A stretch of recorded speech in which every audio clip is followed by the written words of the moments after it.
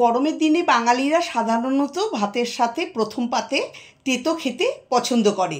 তাই আজ আমি আপনাদের সাথে শেয়ার করব এমন একটা তেতোর রেসিপি যেটা প্রথম পাতে খেতে দুর্দান্ত লাগবে। আমি যেই টিপস শেয়ার করছি ওইভাবে রান্না করলে আর অত্যাধিক তেতো ভাব লাগবে না। আর যারা তেতো খেতে পছন্দ করেন না তারাও চেটেপুটে খেয়ে নেবেন। নমস্কার বন্ধুরা, আমি রিমির বাঙালি রান্নাঘরে আপনাদের সবাইকে স্বাগত। রেসিপিটা ভালো লাগলে লাইক, কমেন্ট, শেয়ার করার অনুরোধ রইল। চলুন তাহলে দেখে নেওয়া যাক আমার আজকের রেসিপি।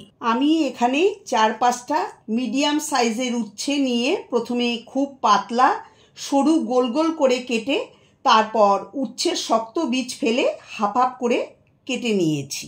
আর দুটো মিডিয়াম সাইজের আলুর খোসা ছাড়িয়ে এরকম সরু লম্বা লম্বা করে কেটে নিয়েছি। উচ্ছে আর আলু কেটে ভালো করে ধুয়ে তারপর সব জল ঝরিয়ে শুকিয়ে নিয়েছি।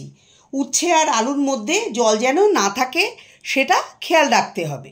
এবার একটা পেস্ট বানিয়ে নেব। মিক্সিং জারে দিয়ে দিচ্ছি 2 চা চামচ হলুদ সর্ষে, সামান্য লবণ দিয়ে দিচ্ছি আর অল্প জল দিয়ে মিহি করে সর্ষে বেটে নেব। কড়াই বসিয়ে দিয়ে দিচ্ছি 3-4 টেবিল চামচ সর্ষের তেল। আমি এখানে সর্ষের তেল দিয়ে করছি, আপনারা চাইলে সাদা তেলও ব্যবহার করতে পারেন, কিন্তু সর্ষের তেলে করলে স্বাদটা খুব ভালো হয়। তেল গরম হয়ে গেলে ফোড়নে দিয়ে দিচ্ছি হাফ চা চামচ কালো সর্ষে। এখন 30-40 সেকেন্ড সর্ষেটাকে ভেজে নেব।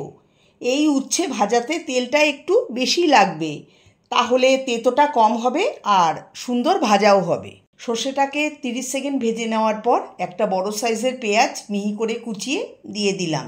এখন এই পেঁয়াজটাকে হালকা ভেজে নেব।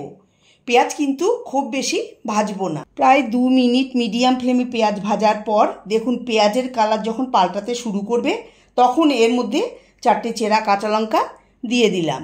এখন এই কাঁচা লঙ্কাটাকে একটু নেড়ে চেড়ে ভেজে এর মধ্যে দিয়ে দেব কেটে রাখা আলু আর দেব কেটে রাখা উচ্ছে। নেড়ে চেড়ে মিশিয়ে নেব। মেশানো হলে এর মধ্যে দিয়ে দিচ্ছি স্বাদ মতো লবণ আর 1/4 চা চামচ হলুদ গুঁড়ো। লবণ আর হলুদ দিয়ে উচ্ছে আলু পেঁয়াজের সঙ্গে মিশিয়ে দেব। মিশিয়ে এখন ফ্লেম মিডিয়াম টু লো করে উচ্ছে আলু ভেজে নেব।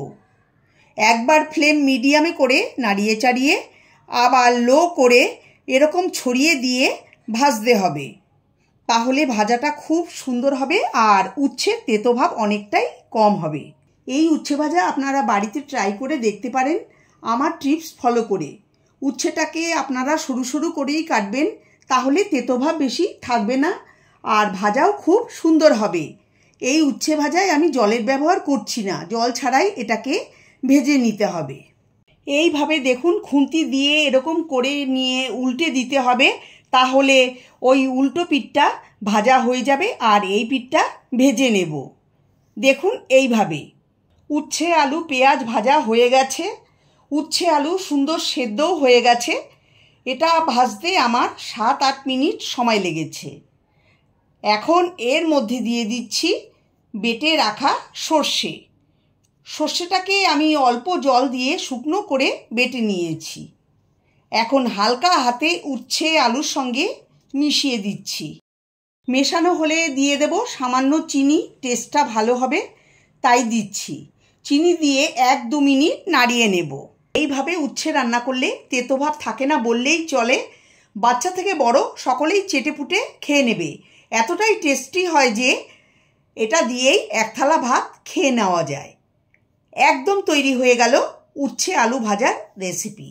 গ্যাস বন্ধ করে গরম গরম সার্ভ করছি। রেসিপিটা ভালো লাগলে লাইক, কমেন্ট, শেয়ার করবেন। নমস্কার।